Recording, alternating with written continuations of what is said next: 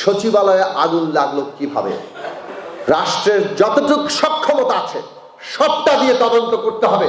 সচিবালয়ে হামলা এটা মোটেই কোনো মামুলি দুর্ঘটনা হিসাবে দেখার বিষয় নেই। ন্যায্যতা বিচার করে কত দ্রুত মানুষকে স্বস্তি দেওয়া যায় তার বিষয়ে সরকারকে ভাবতে হবে।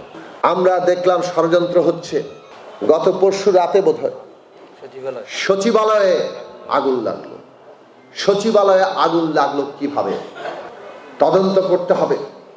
রাষ্ট্রের যতটুকু সক্ষমতা আছে সবটা দিয়ে তদন্ত করতে হবে, কারণ এটা মোটেই কোনো হালকা ব্যাপার নয়।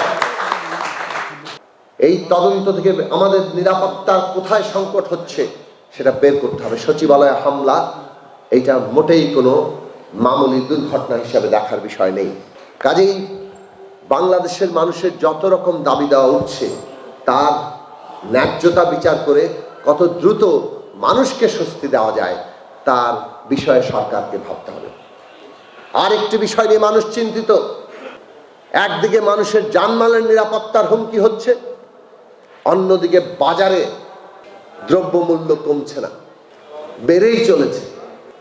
40 টাকার আলু 80 টাকায় যাচ্ছে। কেন যাচ্ছে? আমাদেরকে সরকারকে এই প্রশ্নের উত্তর দিতে হবে। সরকারকে এর বিরুদ্ধে প্রতিকারের ব্যবস্থা নিতে হবে।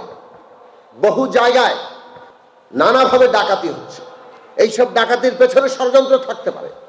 তার জন্য আইন শৃঙ্খলা বাহিনী পুনর্গঠন করে কাজ করার কথা। আজকে 4 মাসের উপর সময় পার হয়েছে।